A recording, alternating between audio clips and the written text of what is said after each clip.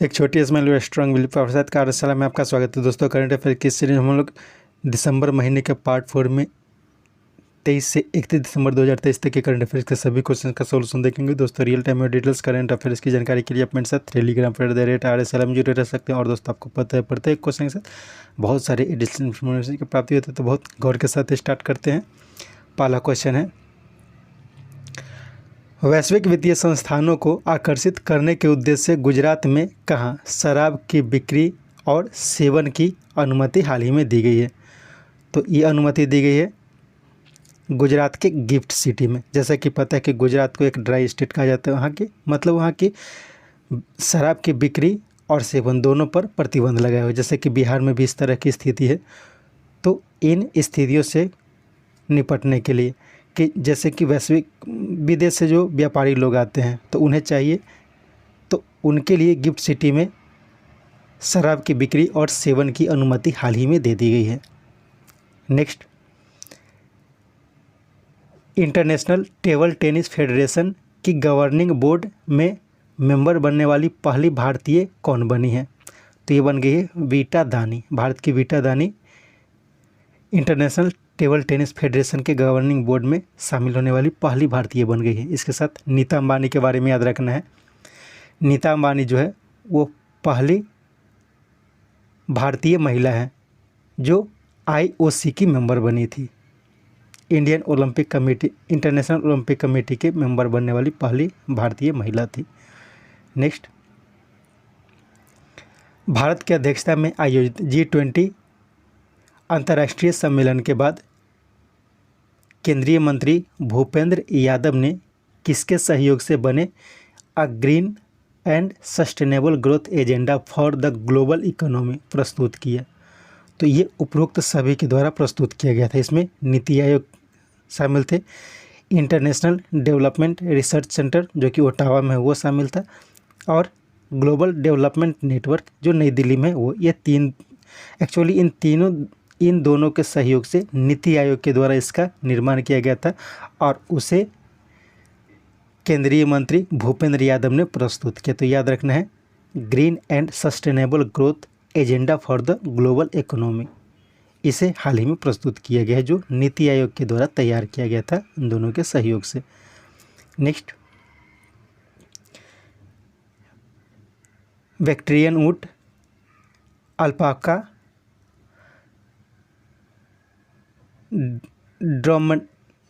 ड्रोमडरीज, ग्वांकोस, नामा, बिकुनास इत्यादि कैमलिड्स, जैसे कि कैमल्स होते हैं तो उसी तरह की उन्हीं की ये प्रजाति है। तो इनका मानव जीवन में उपयोगिता को दर्शाने के लिए किसने वर्ष 2024 को इंटरनेशनल ईयर ऑफ कैमलिड्स घोषित किया? तो इंटरनेशनल ईयर ऑफ कैमलिड्स ये यूनाइटेड नेशन अर्थात संयुक्त राष्ट्र के द्वारा घोषित किया गया है। नेक्स्ट, FIR के 75 दिनों के भीतर इन्वेस्टिगेशन पूरा करने के उद्देश्य से मिशन इन्वेस्टिगेशन @75 डेज किसने लॉन्च किया? तो ये लॉन्च किया गया है बिहार सरकार के द्वारा। इसके साथ याद रखना है पंजाब के द्वारा, पंजाब में शराब मुक्ति के लिए एक अभियान शुरू किया गया था, उसका नाम रखा गया था होप इनिशिएटिव। इसी तरह से उत्तराखंड में भी ड्रग फ्री देव भवन एक प्रयास शुरू किया गया था। और इसके साथ ये भी याद रखना है, ये क्वेश्चन को अलग से नहीं ऐड किया गया है, एक जायरो क्राफ्टर होता है, ठीक है। जायरो क्राफ्टर ईयर सफारी पर्यटन शुरू करने वाला देश का पहला राज्य बना है उत्तराखंड। जायरो क्राफ्टर ईयर सफारी शुरू करने वाला पहला राज्य बना है। नेक्स्ट, यहाँ पे थोड़ा गलत हुआ है, तिब्बती हो जाएगा, ठीक है। तिब्बती बौद्ध गुरु दलाई लामा ने कहाँ 3 दिवसीय इंटरनेशनल संघ फोरम का उद्घाटन किया? तो ये किया गया है बिहार के बोधगया में। तो तिब्बतीय बौद्ध गुरु दलाई लामा के द्वारा 3 दिवसीय इंटरनेशनल संघ फोरम का आयोजन किया गया है। नेक्स्ट, नई दिल्ली में आयोजित एक समारोह में किन्हें पैरा खेलों के लिए सम्मानित किया गया? तो इन तीनों को सम्मानित किया गया है। सुमित एंटिल, इन्हें एक भाला फेंकी खिलाड़ी है और इन्हें सर्वश्रेष्ठ पुरुष एथलीट का से सम्मानित किया गया था। शीतल देवी एक तीरंदाज है और इन्हें महिला श्रेणी में सर्वश्रेष्ठ पैरा एथलीट का सम्मान दिया गया था। और मुरलीकांत पिटकर, ये क्या है, इन्हें लाइफ टाइम अचीवमेंट से सम्मानित किया गया था। इन्हें भी पारा खेल के लिए सम्मानित किया गया था। नेक्स्ट, कहाँ स्थित सूर्यदत्त ग्रुप ऑफ स्कूल के द्वारा दिव्यांग विद्यार्थियों को समर्पित 13वां जालोस 2023 का आयोजन किया गया, जिसमें 14 विश्व रिकॉर्ड बनाए गए। साथ ही स्कूल द्वारा 15 लोगों को दिल्ली में इंटरनेशनल अटल अवार्ड से सम्मानित किया गया। तो ये सम्मान दिया गया था पुणे में। ये जो स्कूल का ग्रुप है यानी कि सूर्यदत्त ग्रुप ऑफ स्कूल्स, ये कहाँ पे है, ये पुणे में है। तो ये खास करके दिव्यांग विद्यार्थियों को समर्पित है। तो वहाँ पे 13वां संस्करण जालोस 2023 का आयोजन किया गया था और वहाँ पे 14 अलग अलग विश्व रिकॉर्ड बनाए गए थे। इसमें एक और अलग से एक क्वेश्चन मान लिया जाता है कि इंटरनेशनल अटल अवार्ड ये किसके द्वारा दिया जाता है, तो यह भी दिया जाता है सूर्यदत्त ग्रुप ऑफ स्कूल के द्वारा। ठीक है, सूर्यदत्त ग्रुप ऑफ स्कूल के द्वारा इंटरनेशनल अटल अवार्ड दिया जाता है और यह 15 लोगों को इस बार दिया गया था और यह जो आयोजन किया गया था ये दिल्ली में किया गया था। तो दोनों क्वेश्चन को याद रखना है। नेक्स्ट, खेल कार्यक्रम को क्षमता, राष्ट्रीय तथा अंतर्राष्ट्रीय खिलाड़ियों की संख्या तथा उनकी उपलब्धि इत्यादि जैसे मानदंडों के आधार पर 1956-57 से केंद्रीय युवा मामले और खेल मंत्रालय द्वारा दिया जाने वाला मौलाना अबुल कलाम आज़ाद ट्रॉफी रिकॉर्ड 25वीं बार किसने जीती, तो ये जीता गया है गुरु नानक देव विश्वविद्यालय, पंजाब के गुरु नानक देव विश्वविद्यालय के द्वारा जीता गया है मौलाना अबुल कलाम आज़ाद ट्रॉफी। ये रिकॉर्ड 25वीं बार जीता गया है। क्यों दिया जाता है, तो इसकी शुरुआत की गई थी 1955-56 में। और जैसे खेल कार्यक्रम जो होता है तो उसमें क्षमता, राष्ट्रीय और अंतर्राष्ट्रीय खिलाड़ियों की संख्या और उनकी उपलब्धि यानी खिलाड़ियों की उपलब्धि, इस तरह के कुछ मामले होते हैं, इसके द्वारा इसके कारण यह दिया जाता है और यह केंद्रीय युवा मामले और खेल मंत्रालय द्वारा ये दिया जाता है। चंडीगढ़ विश्वविद्यालय के बारे में याद रखना है, हाल ही में खेलो इंडिया यूनिवर्सिटी गेम्स का आयोजन किया गया था गुवाहाटी में और वहाँ पे चंडीगढ़ विश्वविद्यालय जो था वो पहला स्थान प्राप्त किया था और उसमें गुरु नानक देव विश्वविद्यालय जो है वो दूसरे स्थान पर रहा था। साउथ बिहार सेंट्रल यूनिवर्सिटी, इसके बारे में याद रखना है, ये बिहार की एकमात्र विश्वविद्यालय है जिसे हाल ही में यूजीसी के द्वारा ग्रेड 1 का दर्जा प्रदान किया गया है। नेक्स्ट, एशियाई और यूरोप के महत्वपूर्ण समुद्री मार्ग जो अदन की खाड़ी, बब अलमंडेब, लाल सागर, स्वेज नहर से होती हुई जाती है। हाल की रिपोर्ट के अनुसार स्वेज नहर में व्यापार का कितना % हिस्सा है जो लाल सागर में ईरान समर्थित यमन के हौथी प्रभाव के कारण बहुत चर्चा में रही है। तो यहाँ से 12% व्यापार होता है। तो इसमें क्या क्या जानकारी दी गई है,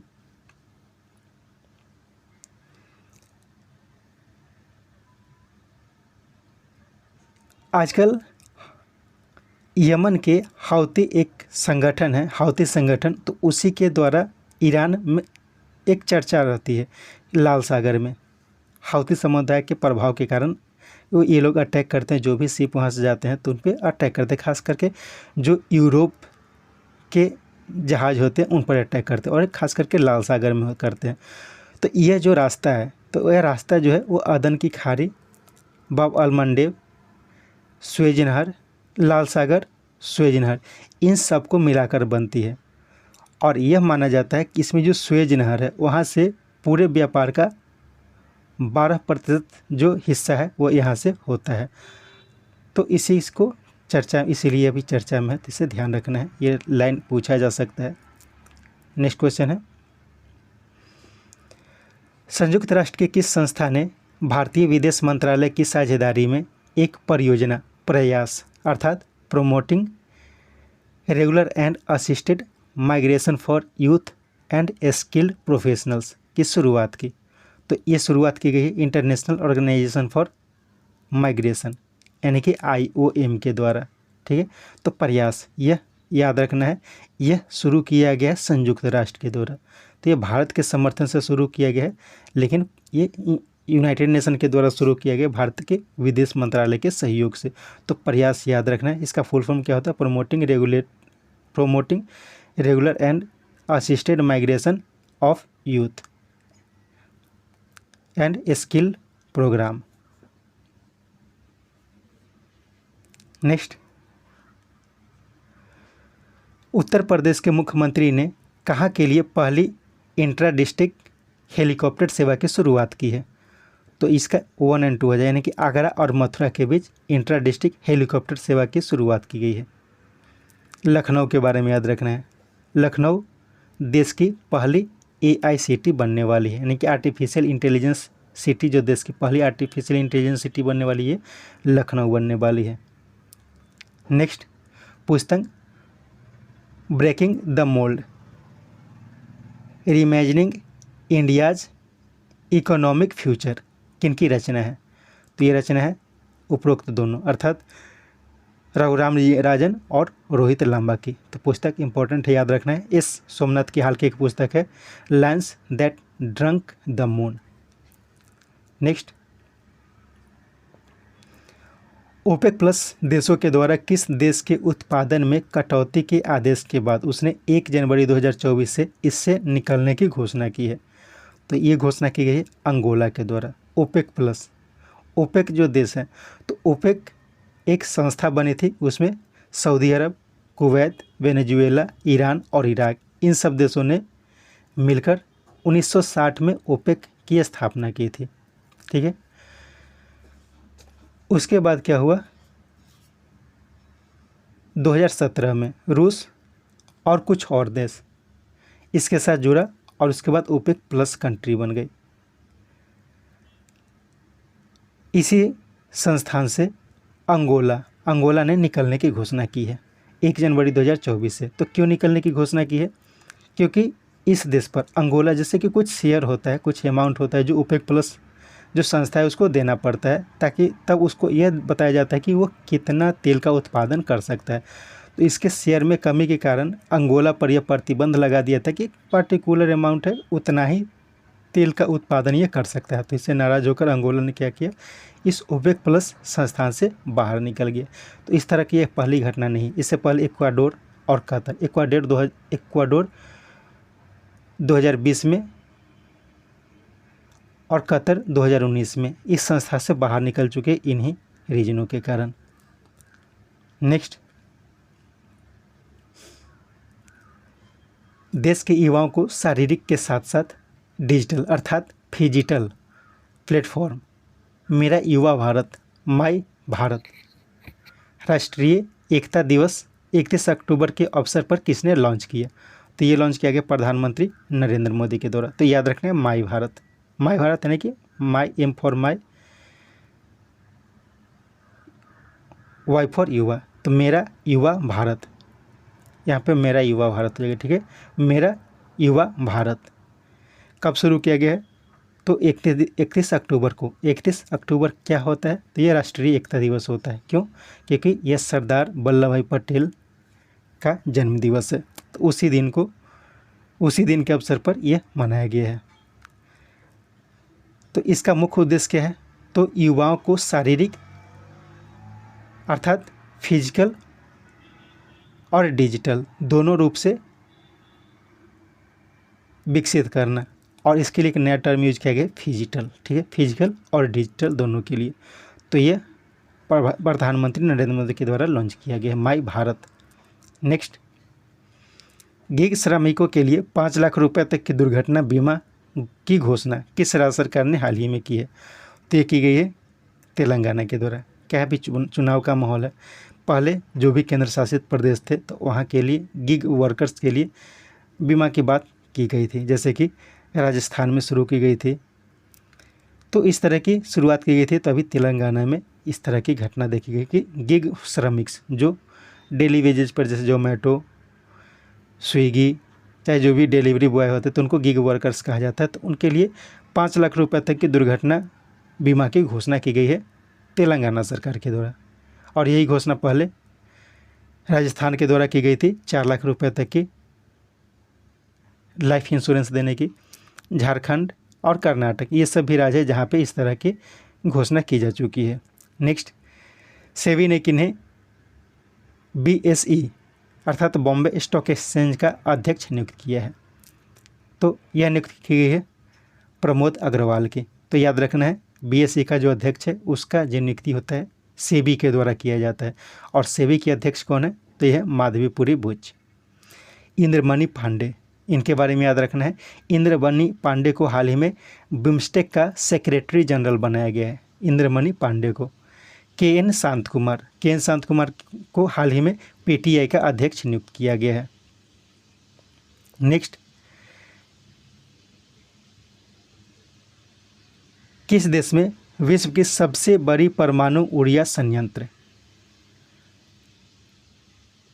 काशीवांज की,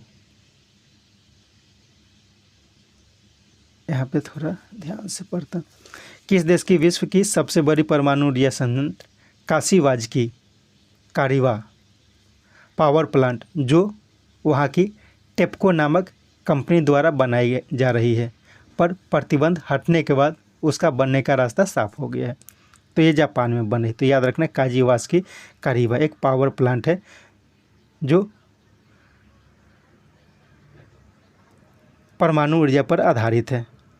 तो अभी क्या होता है कि बहुत तरह के विस्फोट देखे गए थे परमाणु ऊर्जा में, तो इसके कारण वहाँ पे प्रतिबंध लगा दिया गया था कोई भी परमाणु ऊर्जा के उत्पादन पर। लेकिन यह इस पर जो प्रतिबंध लगा था तो जापान सरकार ने इस प्रतिबंध को हटा दिया और उसके बाद वहाँ की टेप्को कंपनी के द्वारा यह काशीवांज कारीवा प्लांट को फिर से शुरू करने का रास्ता साफ हो गया है। इसके साथ याद रखना है भारत और रूस इन दोनों के द्वारा कुडनकुलम परमाणु संयंत्र के विस्तार की सहमति मिली है। ठीक है, भारत और रूस के द्वारा कुडनकुलम परमाणु संयंत्र के विस्तार पर सहमति व्यक्त की गई है और यह कुडनकुलम संयंत्र जो है वो रूस की सहायता से बनाया जा रहा है भारत में। इसके साथ ये भी बांग्लादेश के बारे में भी याद रखना है। बांग्लादेश में एक रोसाटम मतलब रसिया एटम कहा जाता है, रोस्टम यानी कि रूस का जो एटम है यह तो बांग्लादेश में रूस की सहायता से बनाई जा रही है और यह बांग्लादेश की पहली परमाणु ऊर्जा संयंत्र है। नेक्स्ट, वित्त वर्ष 2023-24 में मनरेगा में महिलाओं की भागीदारी कितनी प्रतिशत हो गई है? तो ये हो गई है 59%। नेक्स्ट, IAEA की हाल की रिपोर्ट के अनुसार किस देश ने यूरेनियम के कुल उत्पादन में वृद्धि की है? तो ये वृद्धि की गई है ईरान के द्वारा। नेक्स्ट, लाल सागर में हो रही हौती अटैक के बीच कहाँ हिंद महासागर नौसैनिक संगोष्ठी का आयोजन किया गया है? तो ये थाईलैंड के बैंकॉक में किया गया है। थाईलैंड के बैंकॉक में किया गया है हिंद महासागर नौसैनिक संगोष्ठी का आयोजन। यह लाल सागर में जैसे ऊपर बताया गया था, लाल सागर में जो हौती अटैक हुआ होता है तो उसी को देखते हुए।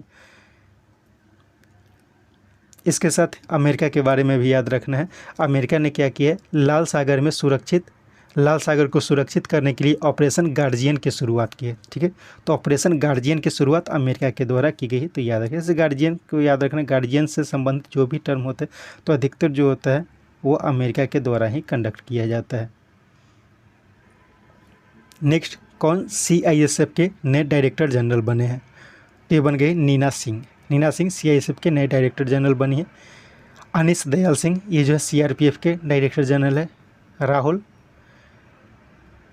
रसगोत्रा ये ITBP के डायरेक्टर जनरल है। नितिन अग्रवाल ये BSF के डायरेक्टर जनरल हैं।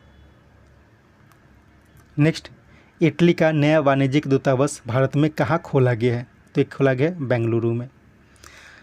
ऑस्ट्रेलिया ने भी अपना वाणिज्यिक दूतावास बेंगलुरु में खोलने की घोषणा की है। साथ में अहमदाबाद में भी ऑस्ट्रेलिया ने अपना एक वाणिज्यिक दूतावास खोलने की घोषणा की थी।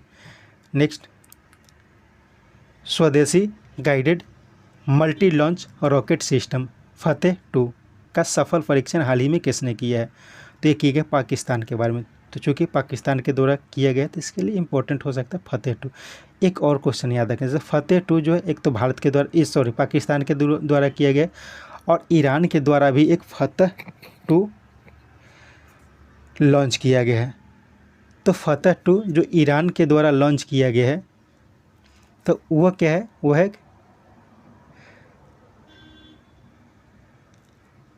Hypersonic guide vehicle missile. ठीक है, हाइपरसोनिक गाइड व्हीकल मिसाइल। तो ध्यान रखना है, हाइपरसोनिक गाइड व्हीकल मिसाइल जिसका नाम फतेह टू है, तो ये ईरान के द्वारा लॉन्च किया गया है। और ये जो है वो मल्टी लॉन्च रॉकेट सिस्टम, ये फतेह टू जो है वो पाकिस्तान के द्वारा लॉन्च किया गया। तो दोनों में थोड़ा अंतर है, तो उसे ध्यान रखना है। इसके साथ याद रखना है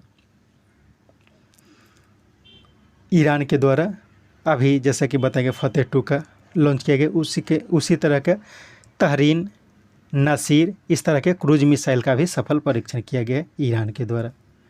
नेक्स्ट, कौन भारत की पेट्रो राजधानी के रूप में उभरी है? तो ये उभरी है गुजरात। नेक्स्ट, अयोध्या के हवाई अड्डे का नाम क्या रखा गया है? तो ये रखा गया महर्षि वाल्मीकि अंतर्राष्ट्रीय हवाई अड्डा। कैंपेगौड़ा अंतर्राष्ट्रीय हवाई अड्डा ये कहाँ है? यह बेंगलुरु में है, कर्नाटक में। डोनीपोलो हवाई अड्डा यह अरुणाचल प्रदेश में है। और अयोध्या धाम ये जो है वो अयोध्या में जो रेलवे स्टेशन बना है उसका नाम रखा गया है अयोध्या धाम रेलवे स्टेशन।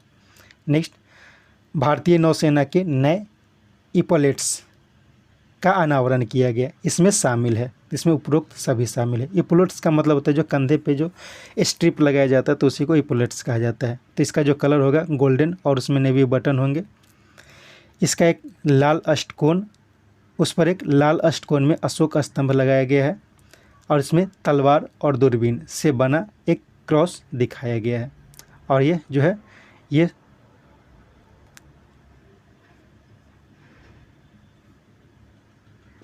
चलिए नेक्स्ट क्वेश्चन देखते हैं। कौन बिहार के मुख्य सूचना अधिकारी बने हैं? तो हाल ही में त्रिपुरारी शरण बिहार के मुख्य सूचना अधिकारी बन गए हैं। के विनोद चंद्रन ये वर्तमान में पटना उच्च न्यायालय के मुख्य न्यायाधीश हैं। ब्रजेश मल्होत्रा ये हाल ही में चीफ सेक्रेटरी बने हैं, बिहार के चीफ सेक्रेटरी बने हैं ब्रजेश मल्होत्रा। इन्होंने अमीर सुबहानी का स्थान लिया है। जैसे कि बिहार में अभी राजनीतिक उथल पुथल देखी गई है और उसके बाद जो पहले से अमीर सुबहानी जो मुख्य चीफ सेक्रेटरी थे तो उनके स्थान पर इसे नियुक्त किया गया है। राजविंदर सिंह भट्ट ये वर्तमान में बिहार के डीजीपी हैं।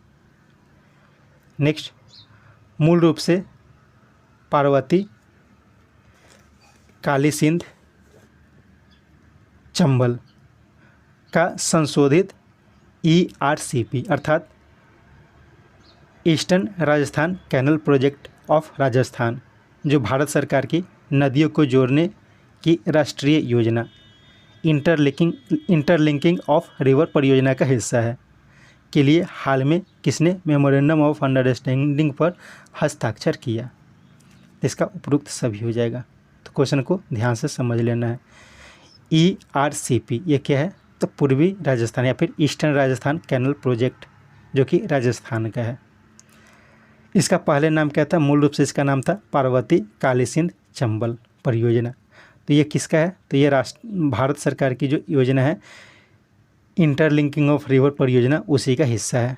तो इसके लिए हाल ही में राजस्थान, मध्य प्रदेश सरकार और केंद्रीय जल शक्ति मंत्रालय इन तीनों ने समझौता ज्ञापन पर हस्ताक्षर किया है। नेक्स्ट, पृथ्वी की गहराई में उतरने और मेंटल के रहस्यों का पता लगाने के लिए किस देश ने महासागर ड्रिल जहाज मांगजियांग का अनावरण किया है?